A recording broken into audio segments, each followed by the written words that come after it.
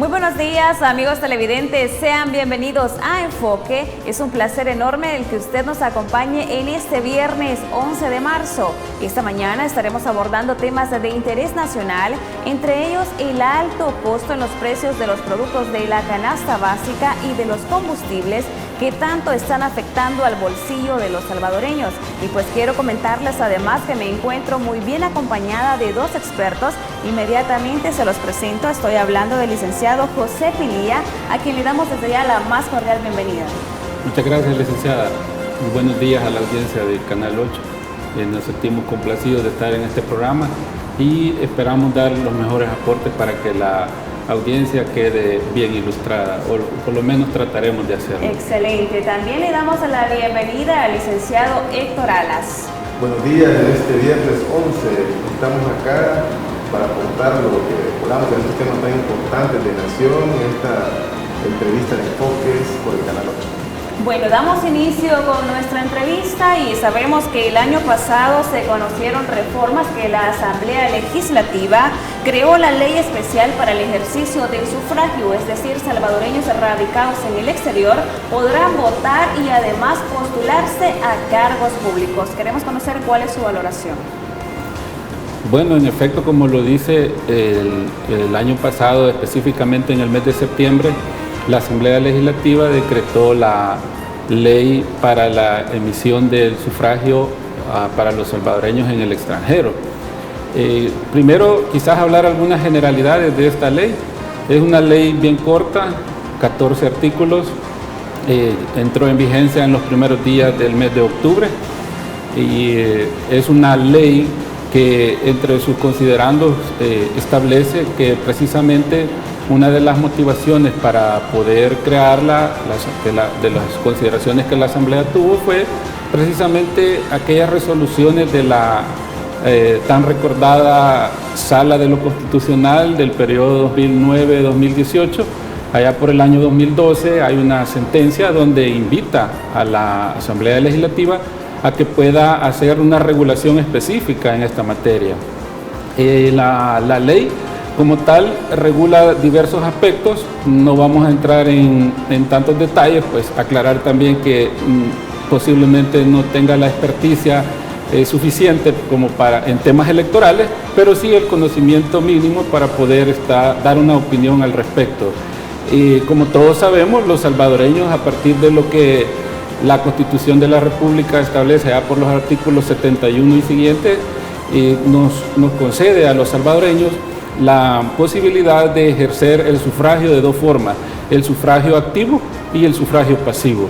El sufragio activo es el que materializamos cuando ejercemos el voto, cuando vamos a emitir el voto, y el sufragio pasivo es cuando nos proponemos o nos proponen por medio de los partidos políticos como candidatos a los cargos de elección popular. Para el caso de los salvadoreños en el exterior, pues este derecho no ha estado bastante limitado, aunque ya hubo un intento precisamente después de la sentencia de la Sala de lo Constitucional de que se pudiera legislar al respecto, pero una ley como tal, una ley marco que pudiera ampliar la materialización de este derecho, el derecho a emitir un sufragio tanto activo como pasivo, pues no lo habíamos visto como hoy lo recoge esta ley. La ley contiene aspectos importantes, como por ejemplo, de que ahora los salvadoreños radicados en el extranjero van a poder emitir, no solamente van a poder emitir el voto, sino que también van a poder postularse a candidaturas para optar a cargos de elección popular, llámese presidencia y vicepresidencia de la República, a miembros del Parlamento o Asamblea Legislativa y miembros de los consejos municipales.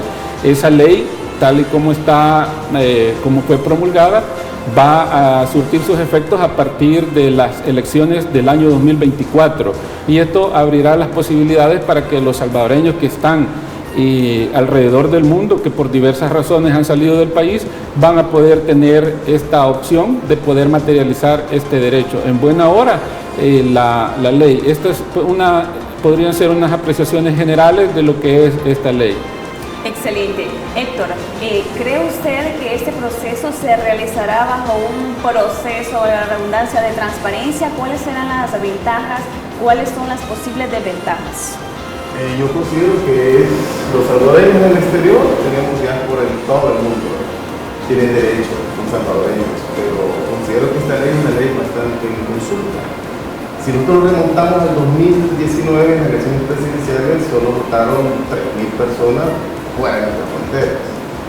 Lo que a mí me preocupa es la transparencia. Teniendo en cuenta que las elecciones que se realizan acá siempre son una problemática. Sí.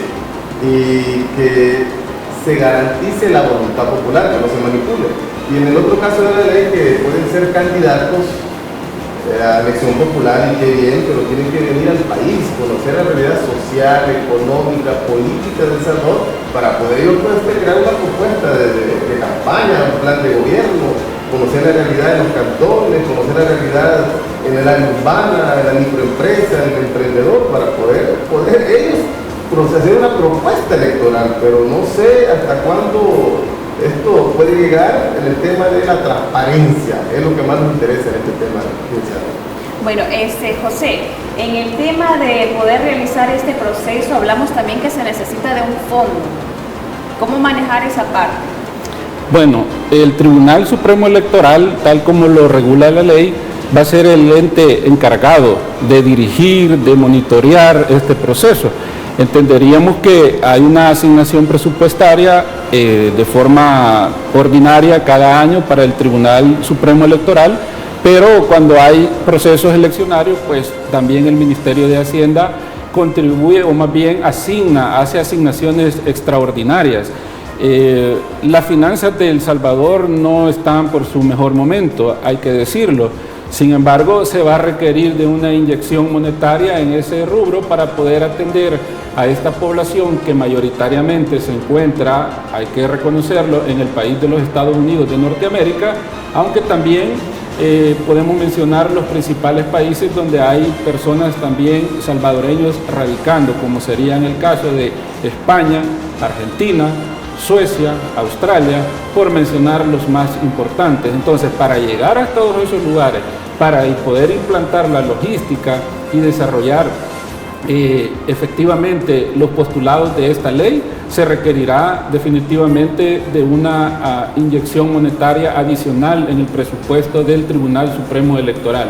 Nosotros entenderíamos de que se estaría utilizando la logística de las oficinas consulares que tiene El Salvador en los diferentes países donde hay salvadoreños residiendo en el exterior, y aprovechar quizás lo que ya se cuenta, y también aprovechar la parte de la tecnología para viabilizar lo que es la ejecución del voto en el exterior.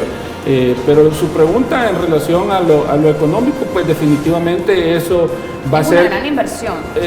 Debe de serlo, si se quiere ser efectivo, si se quiere garantizar la transparencia, porque habría que ver también la forma de auditar, que no haya manipulación, que en los procesos esos digitales tampoco vaya a existir y vaya a aparecer nuevamente el fantasma del fraude, que siempre está ahí a la vista, ¿verdad? El tema del fraude creo que es una de las cosas a lo que algunos ya empiezan a hablar de este tema, ¿verdad?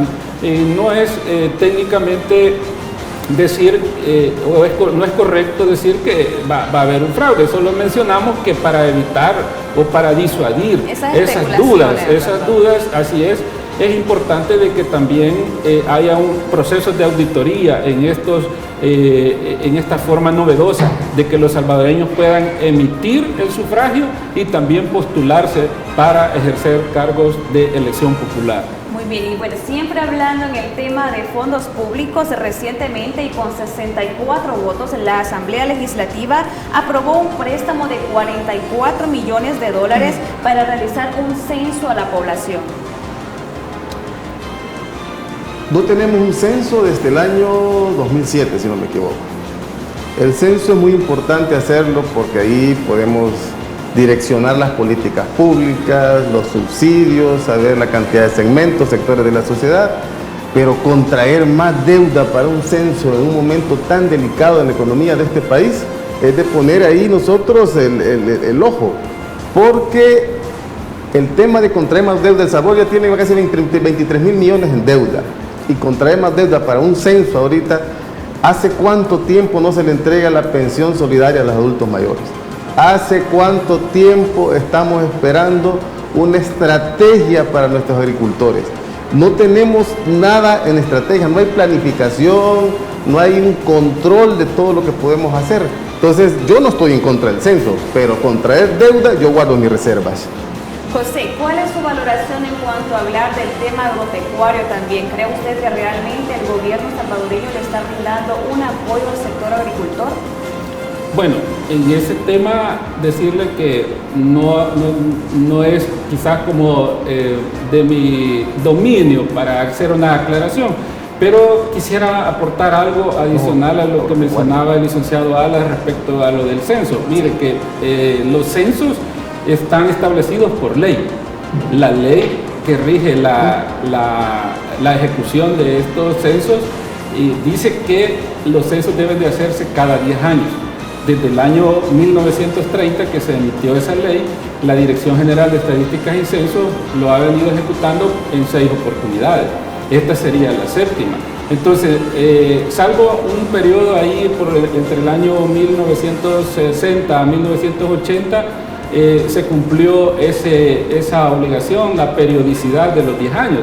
Como dijo el licenciado Alas, ahorita ya llevamos 15 años de que no se censa a la población salvadoreña, y dijo él también de que es importante contar con los diferentes segmentos poblacionales, y eso es importante también atendiendo a la pregunta que usted hace en el tema agropecuario, porque habría que establecer también cuál es de la población rural, la población que también está dedicándose al tema de la agricultura, porque sabemos hoy en día de que hay mucha población rural, pero que mayoritariamente depende del tema de las remesas, y prácticamente tenemos una población rural bastante pasiva, y habría que, por medio del censo, a lo mejor sacar un segmento de la población rural que efectivamente se dedica al tema de la agricultura, y ver de esa manera cómo a través del gobierno se pueden gestionar los recursos necesarios para promover, para incentivar esta situación crítica que vive el mundo entero.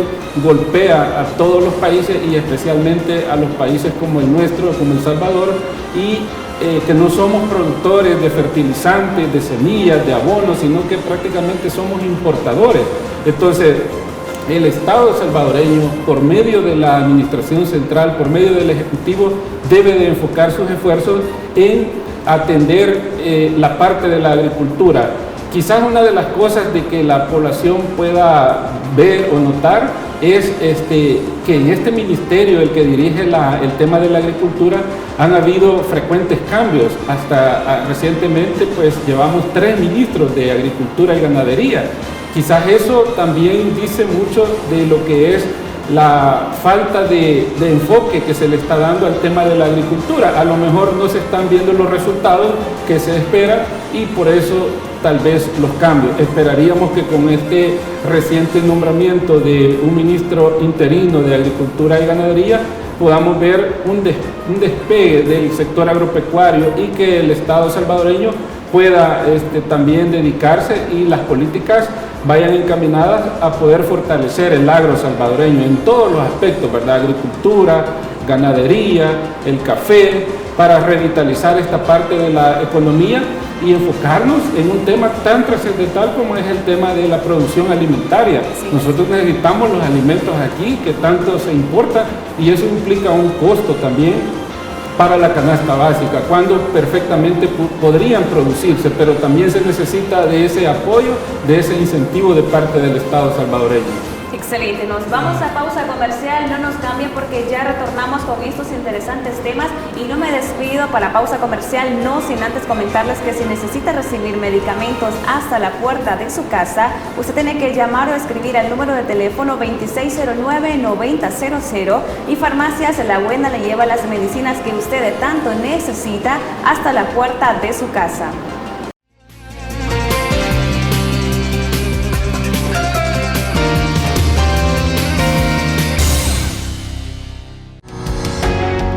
Sambar, una empresa que cree en la sostenibilidad ecológica y en la cultura de productos biodegradables en El Salvador, decididos a proveer las mejores soluciones en limpieza, porque cuidar el medio ambiente es tarea de todos.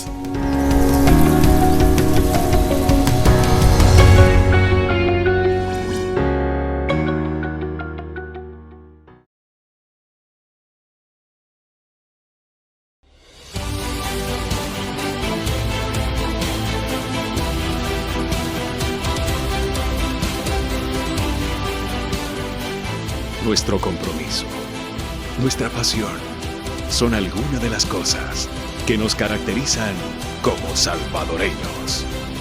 Farmacia La Buena, la farmacia de todos.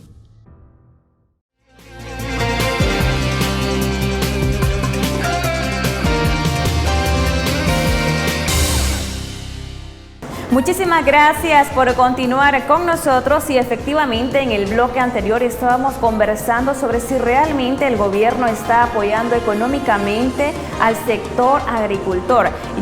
Mencionábamos que nosotros somos dependientes de importación. Héctor, sabemos que hay un tratado de libre comercio, ¿por qué no aprovecharlo? ¿Por qué no crear, producir nuestros propios productos y poder exportarlos?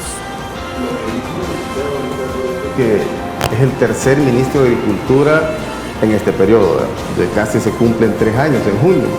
Estamos a 45 días de iniciar la época más importante para la agricultura en este país, que es la siembra de los granos básicos. En 3 años no hay una estrategia, mucho menos existirá en 45 días. Los agricultores, el alto costo de los insumos los está golpeando demasiado. El agricultor que antes sembraba 3 manzanos está sembrando la mitad. Quiere decir que solo siembra para su familia, ya no para generar comida en este país. Pero ¿por qué se puede dar eso? Porque solo siembra para su familia. ¿Será que no le alcanza el dinero necesario para poder invertir, para poder cultivar más en sus tierras? Es el alto costo de los insumos agrícolas. Si usted compara los insumos agrícolas del año 2019, el quintal de fertilizante estaba por $35, hoy está casi a $100 el quintal de fertilizante. Entonces debe de montarse una estrategia del Ejecutivo, de la cartera agropecuaria, para fomentar y incentivar el cultivo de alimentos en este país.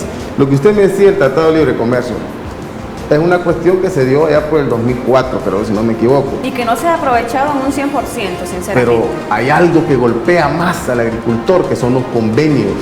Hoy es el momento de cambiar en la fecha los convenios. Creo que el convenio de maíz entra en el mes de noviembre, donde la cosecha de nuestros pequeños agricultores está saliendo. No vamos a competir con los Estados Unidos ni con México con el tema de maíz. Entonces es de cambiar los convenios. Que si entra en noviembre, que entre hasta en enero. Que en noviembre y diciembre se fortalezca la producción y la comercialización de nuestros agricultores. Es una de las formas, y la otra cuestión es eliminar el IVA a los insumos agrícolas, porque nosotros importamos todos los insumos, ya sea de Japón, de Alemania, diferentes partes del mundo. Al eliminarle el IVA, podemos nosotros subsidiar un poco, porque el paquete agrícola, antes yo recuerdo, en el gobierno anterior eran 470,000 paquetes agrícolas. En este gobierno son 120,000 paquetes agrícolas. ¿Dónde está el incentivo para generar comida en este país? ¿Dónde está? En 3 años se ha reducido casi 300,000 paquetes, digamos un año más solo van a ser 70,000. Y en este país hay una cantidad de gente que siembra y que genera comida y que a través de esa siembra genera empleo en ciclos muy cortos, que son los ciclos de la agricultura, que son muy cortos. Y en eso viene el cambio climático que golpea también al agricultor. Entonces es de montar una estrategia, como dije al principio, desde la cartera de Estado. Bueno, antes de entrar de lleno también al conflicto que está sucediendo entre Rusia y Ucrania, ya que estamos hablando del alto costo en los precios de los productos de la canasta básica, hablemos también del alto precio de los combustibles. Sí, el conflicto en el otro lado del mundo, pues Rusia-Ucrania golpea al mundo entero. Es así que se han disparado los precios de los combustibles. Al dispararse los precios de los combustibles se disparan los fletes, y tanto esos dos países son productores de materia prima, de trigo. Yo les puedo poner ejemplo de nuestros panificadores, están sufriendo el alto costo de la harina. Nuestra industria en este país, que se importa demasiado materia prima desde Europa, está sufriendo también, y eso nos puede llevar hasta el desempleo, porque está elevando los costos, y al elevar los costos la adquisición de productos va a disminuir, y de disminuir hay poca ganancia, y ¿qué toca? Despedir mano de obra para que la empresa no quiebre. Entonces debe de ser también una estrategia gubernamental para poder nosotros subsidiar y poder mantener empleo y poder seguir generando la misma cantidad de productos que se genera en este país a través de la importación. José, hablamos del conflicto entre Rusia y Ucrania, que muchas personas dicen está sucediendo al otro lado del mundo, no tiene que ver de nada con nosotros, pero a nivel geopolítico, ¿cómo impacta? Bueno, en primer lugar, decir mi posición respecto a las guerras. Definitivamente cualquier persona con una conciencia medianamente humana, digámoslo así, va a estar en contra de los conflictos bélicos, de la guerra, porque al final los conflictos, las guerras, terminan afectando a poblaciones vulnerables, terminan afectando a personas inocentes. Ya a estas alturas conocemos de cientos de personas que han perdido la vida en este conflicto. Conocemos también de los cerca de 2 millones de desplazados a raíz de este conflicto. Definitivamente el conflicto bélico entre Rusia y Ucrania y sobre todo la invasión rusa hacia el pueblo de Ucrania es inaceptable. Es mi posición particular por los efectos dañinos allí localmente, y por supuesto esto ha trascendido a nivel mundial. Como país, El Salvador, no podemos vernos como una isla, definitivamente esto golpea. Y hablando del escenario internacional, pues El Salvador está en la comunidad, es parte de la comunidad internacional, y precisamente uno de los organismos a los que El Salvador pertenece es la Organización de las Naciones Unidas. Y El Salvador, como miembro de la organización, pues de alguna forma dio a conocer o mostró su postura al abstenerse ante el pronunciamiento que la organización hiciera. Es un pronunciamiento no vinculante, pero que puede servir. Mucho. Claro, es un organismo multilateral, un organismo que aglutina a la mayoría de países del hemisferio, y allí tenemos participación de los países que estuvieron presentes en la votación. Entendemos que alrededor de 141 países votaron a favor de un pronunciamiento en contra de la guerra, de la invasión, y también un llamado a que Rusia se abstenga o cese las hostilidades en contra del pueblo ucraniano. La postura de El Salvador fue de abstenerse. Digamos que sí adoptó una posición, porque abstenerse es una forma también de decir, ¿verdad?, o de dar un posicionamiento, o de tener cuál es su postura frente a esta situación. El tema es de que a nivel de Latinoamérica encontramos de que la posición de El Salvador únicamente la respaldaron países como Cuba, Venezuela, Nicaragua y Bolivia. En el caso de Venezuela no votó porque no tiene derecho a voto, porque tiene una sanción, hay una deuda con la Organización de las Naciones Unidas y no se le permite el voto. Entonces solo 4 países de Latinoamérica se abstuvieron. Esto refleja de alguna manera, podría interpretarse que es una posición de neutralidad, pero en este tema como que la neutralidad no es lo más acorde. Tendría que haberse pronunciado. Sin embargo, decimos que esa es la posición, pues, y se respeta, es la posición del Estado salvadoreño. A nivel personal, ya dije, estoy totalmente en contra de los conflictos por estas implicaciones que tienen, afectaciones a los sectores más vulnerables y, por qué no decirlo, a los países más vulnerables como el nuestro. Sin embargo, desconocemos cuál es la apuesta de El Salvador, porque no se trata únicamente de plegarse a la posición norteamericana, que es como el discurso que escuchamos o leemos en los diferentes medios, ¿verdad?, de que El Salvador ya no se plega al posicionamiento de la nación norteamericana. Sin embargo, lo que no se ve con buenos ojos es de que tener un posicionamiento de esa forma o enfrentarse o estar enfrentados a una nación en específica como es Estados Unidos, pues quizás nos puede ocasionar más problemas de los que nos podríamos imaginar, porque allí en ese país del norte viven alrededor de 3 millones de salvadoreños, y más allá de decir o de tener un posicionamiento con respecto a un tema como es el conflicto entre Rusia y Ucrania, más allá de una posición de abstención que pudiera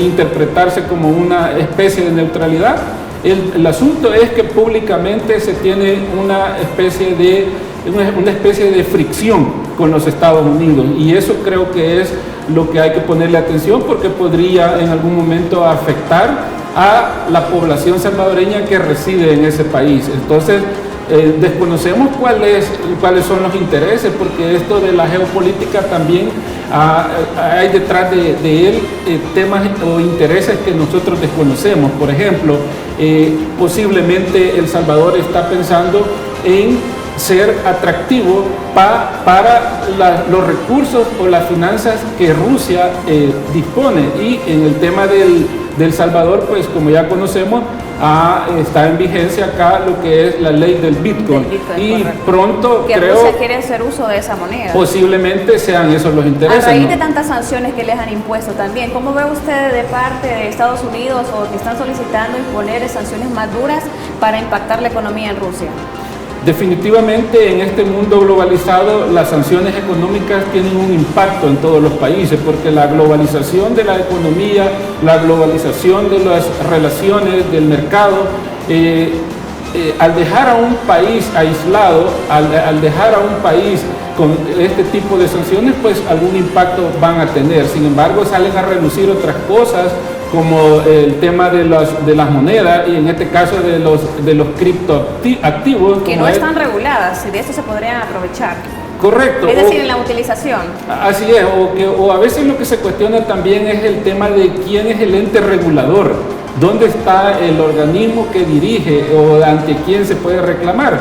Diferente es a las monedas, a los otros tipos de monedas, donde tenemos los bancos locales de reserva, como en el caso de El Salvador, el Banco Central de Reserva, en el caso de Estados Unidos, la Reserva Federal, pero en el caso de las criptomonedas, pues es una regulación que se le califica de volátil, porque es de cierta forma riesgosa. Sin embargo, posiblemente esto también sea una cuestión de futuro, pero en este momento no sabemos exactamente cuál es el interés que pueda tener El Salvador al dar estos posicionamientos y permitir que haya una inversión de intereses de parte del país de Rusia.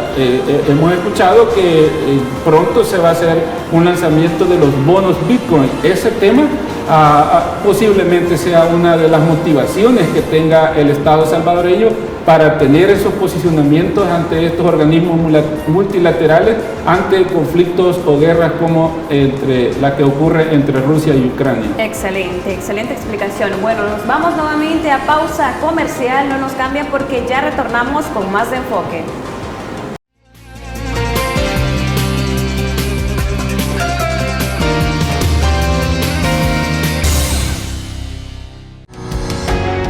Samvar, una empresa que cree en la sostenibilidad ecológica y en la cultura de productos biodegradables en El Salvador, decididos a proveer las mejores soluciones en limpieza, porque cuidar el medio ambiente es tarea de todos.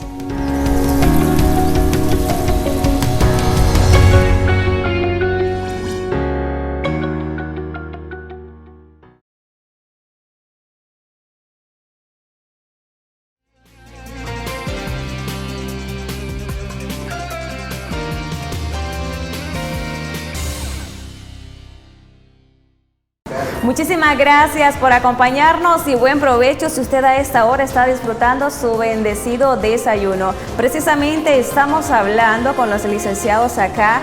Quiero conocer la lectura de Héctor referente a la postura de El Salvador de manera neutral en cuanto al conflicto entre Rusia y Ucrania. La exposición hecha por el licenciado estuvo muy buena, pero mi punto de vista es ahí que el gobierno de El Salvador, claro, puede tener alguna presión por los Estados Unidos, pues la gran cantidad de hermanos salvadoreños que viven en los Estados Unidos, pero lo más claro es que no hay una estrategia diplomática. El Salvador no tiene una estrategia diplomática para el mundo entero. Solo podemos verlo con nuestra embajadora en los Estados Unidos, que me reservo cada vez que habla la señora embajadora, es una cosa bastante complicada que complica a El Salvador. Pero a falta de esta estrategia, nosotros creemos en la paz. En El Salvador vivimos un conflicto interno por más de 12 años de guerra y llegamos a un entendimiento a través del diálogo. Entonces, nosotros seguimos, y yo quisiera en lo personal, pues que tanto el gobierno ruso como el gobierno ucraniano lleguen a un entendimiento de diálogo, buscar una salida política al problema entre ellos. Si se puede, pues se puede, con voluntad se puede, a través del diálogo. Mire, algo que me llama muchísimo la atención es que muchas personas toman de manera alejada el conflicto que está ocurriendo. Por mencionar algo, Ucrania es un principal exportador de maíz y trigo, estamos hablando del 16%, y eso de igual manera impacta en lo que es los precios de los productos de la canasta básica. Claro, Ucrania es un territorio muy grande, produce mucha comida, aquí como le acaba de decir usted, maíz, trigo para el mundo, no solo para Europa, sino para el mundo entero. Y mucha parte de ese trigo viene a Centroamérica, viene a El Salvador para nuestros panificadores, como lo dije al principio. Eso afecta al mundo entero, como podemos ver, el tema del combustible. $7 el galón en Estados Unidos, que no estamos lejos acá en El Salvador de llegar a esos precios. Estamos, como decía mi abuelo, a paso de perico de llegar a ese precio. Y al llegar a ese precio, la crisis económica en este país se va a agudizar más. Yo sigo insistiendo en algo y espero que la gente del gobierno central vea este programa y nos escuche. Necesitamos estrategia. Después de la estrategia, la planificación para poder salir adelante en esta crisis que nos viene. Venimos de una pandemia que nos ha golpeado económicamente grande en este país. Hoy viene este tema del alza del combustible a raíz de la guerra entre Rusia y Ucrania, pero sin estrategia, ¿a dónde vamos? Excelente. Bueno, cambiando relativamente de tema, quiero conocer su postura en cuanto a la renuncia de funcionarios, diputados a los diferentes partidos. ¿Por qué se está dando esto? Bueno, pueden haber diferentes lecturas. Intereses. Y lecturas también, porque lo que en términos generales se escucha es por parte de las personas que están renunciando, es de que dicen, pues ya la dirigencia ha perdido el rumbo. Hay otros factores también por el otro lado, donde se señala de que podría existir alguna compra de voluntades, una forma de presionar. En el tema de las obras municipales, es un tema que ha salido también a la luz pública, a través de que a las alcaldías o a los gobiernos municipales se les quitó la asignación que por ley les correspondía acerca del FODES. Se ha escuchado eso. Las personas que están directamente involucradas pues tendrían que darnos las explicaciones según la verdad que ellos han vivido. Sin embargo, lo que vemos es de que hay también por el otro lado el intento de poder conformar otros institutos políticos, o mejor dicho, en este caso hemos visto un instituto político con el nombre de Fuerza Solidaria, donde vemos aglutinado ex políticos o ex funcionarios de otros partidos. Definitivamente hay un derecho, ¿verdad? La Constitución de la República nos da el derecho a todos los salvadoreños a asociarnos libremente para los fines lícitos, y en el tema político, por supuesto que hay un derecho para poder participar de la vida política del país. Cualquier salvadoreño se puede aglutinar, pero vienen ahí los cuestionamientos, si realmente el interés que tiene este nuevo instituto político o los nuevos institutos políticos serían un interés genuino por mejorar aquellos aspectos que a la población le puedan ayudar o le puedan contribuir en su desarrollo de vida. o si simplemente es una especie de una oposición política fingida. No lo sabemos. El tiempo nos dará los resultados y las respuestas a estas inquietudes si se trata únicamente de una oposición política fingida. Muy bien, Héctor, hablamos de renuncias, también se relaciona el tema de independencia, pero también vienen ahí en las redes sociales atacando las críticas. ¿Por qué? Porque esos partidos políticos a los que ahora están renunciando los vieron crecer, los apoyaron. Vaya, en ese tema de las renuncias, creo que el Link dijo, ahí viene el tema también de amenazas, digamos, alcaldes, como la Corte de Cuentas, la Fiscalía General de la República, cuando el Ejecutivo tiene el control total del Estado, de todo el control político de todas las instituciones del Estado, viene ese tema de amenazas y viene algo bien importante. Yo veo en el fondo algo muy importante. Los alcaldes, los diputados de Nuevas Ideas no cumplieron las expectativas que la gente esperaba. La gente votó por ellos sin conocerlos. Votó por ellos porque llevaban la primera letra del nombre del presidente. Por eso votaron por ellos, pero no han llenado las expectativas. Entonces están buscando a exfuncionarios o funcionarios que con experiencia para poder postularlos a un nuevo proyecto que es Fuerza Solidaria, que no va a ser oposición, sino que un aliado del Ejecutivo. De por ahí viene eso, por la poca cuestión que han hecho. Entonces viene la formación de la DOM, la División de Obras Municipales, a quitarles la autonomía a las alcaldías. Las alcaldías resolvían el 60% de las necesidades del territorio. El otro 30% se le quedaba al gobierno central. Hoy no están resolviendo, pero ni el 10%. No están resolviendo, pero ni el 10%. Ahí viene ese tema de la renuncia a través de las amenazas y a través, me imagino, también del famoso maletín celeste que tiene que existir. Muy bien. También vamos a hablar, quiero conocer su lectura referente a cómo ve usted estos 3 años de gestión de gobierno. Vamos a hablar un poquito en el tema político, económico, educativo y por supuesto de salud. En manera global. Muy bien. La actual administración central, el órgano ejecutivo, generó una gran expectativa definitivamente, porque la población salvadoreña estaba hastiada de la vieja forma o la tradicional forma de hacer política y de pretender satisfacer las necesidades de los salvadoreños. Conocimos en su momento, por lo menos de forma general, y también los que fuimos un poco más acuciosos, poder explorar el famoso Plan Cucatlán. Entonces, el Plan Cucatlán contenía los ejes centrales bajo los cuales se iba a materializar o se iban a concretizar los programas de gobierno. En el Plan Cucatlán encontramos diferentes proyectos, a unos que se les llamó proyectos insignia, entre ellos el proyecto Dalton, que era un proyecto o que está diseñado como un proyecto para beneficiar a la juventud, que la juventud pueda tener acceso a la educación, acceso al empleo. También otro de los proyectos insignia es el proyecto Nacer, Crecer, el proyecto también de la Franja Norte, el proyecto del Pacífico, que eso incluye lo que es el anunciado el esperado proyecto del tren del Pacífico, el aeropuerto de Oriente, y también otro de los proyectos que están contenidos en el Plan Cucatlán es la eliminación de la partida secreta y la creación de un organismo internacional que pudiera combatir la corrupción y la impunidad, lo que hemos escuchado llamar las CICIES. Ahí está en el Plan Cucatlán. Comencemos por esto último. ¿Qué es lo que ha pasado? Y son las cosas que objetivamente la población salvadoreña debe evaluar.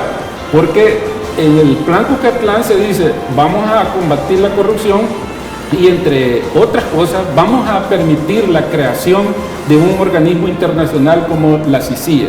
Quiero decirle que en algún momento yo fui candidato a fiscal general de la República y entre las propuestas que yo tenía precisamente era la adopción de un convenio que permitiera la creación de una CICIE en El Salvador. Al principio el Ejecutivo trató de instaurar una especie de CICIES, la conocimos en un acuerdo con la OEA. Sin embargo, el año pasado conocimos de que se dio por finalizado y no de la mejor forma, sino de una forma abrupta. Se rompió ese convenio y prácticamente lo que es el tema de las CICIES ha desaparecido. Ya no se sabe nada de eso, no se sabe de los casos que aparentemente presentaron ante la Fiscalía General de la República. Y esas son las cuestiones que objetivamente la población salvadoreña debe de valorar, porque son cuestiones que están ahí escritas, son cuestiones de promesas que forman parte de un plan. Y el otro de los temas del Plan Cucatlán era también el fortalecimiento de la democracia, precisamente como lo decía, ese ¿verdad? tema lo vamos a conversar luego de esta pausa comercial. Muy bien. Muchísimas gracias, vamos a pausa comercial, no nos cambien porque ya retornamos para finalizar Enfoque.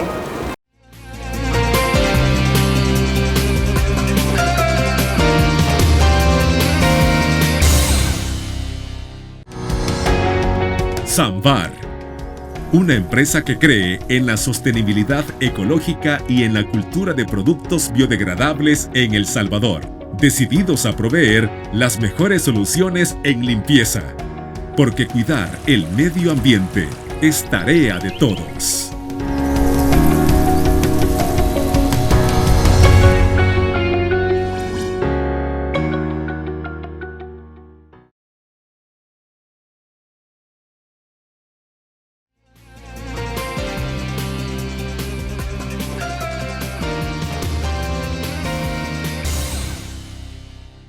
Seguimos con más de Enfoque, gracias a usted por acompañarnos. En el bloque anterior estábamos conversando sobre las lecturas de los invitados referente a la gestión del gobierno y es momento de consultarle a nuestro invitado Héctor qué opina sobre el papel de la democracia durante esta gestión.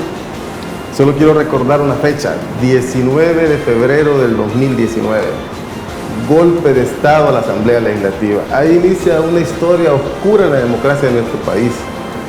Al no existir independencia de poderes en nuestro país, ¿qué podemos nosotros esperar? No hay acceso a la información de los gastos públicos. Todo eso está cerrado. Entonces, no existe independencia de poderes, no existe democracia en este país. Es lamentable una joven democracia que venía desde los acuerdos de paz en el 92.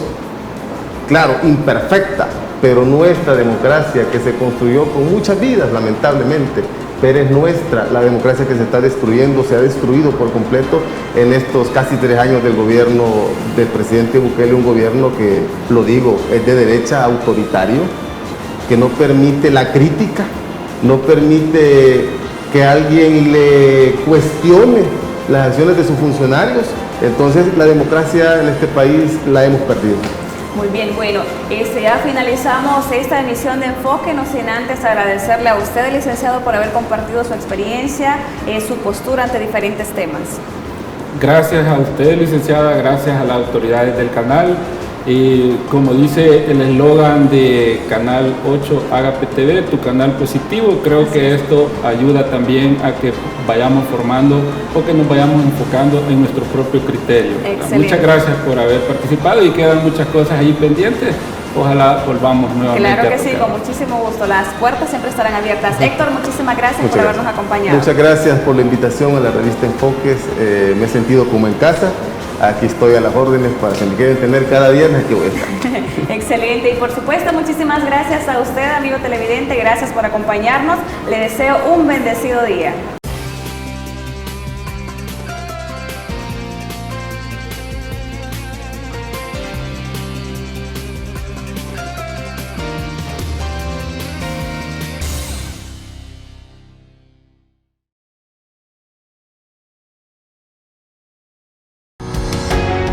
Samvar, una empresa que cree en la sostenibilidad ecológica y en la cultura de productos biodegradables en El Salvador, decididos a proveer las mejores soluciones en limpieza, porque cuidar el medio ambiente es tarea de todos.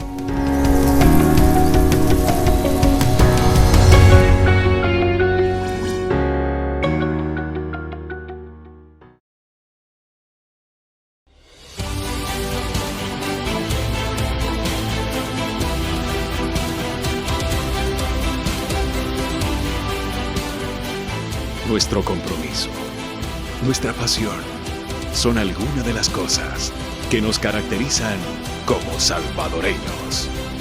Farmacia La Buena, la farmacia de todos.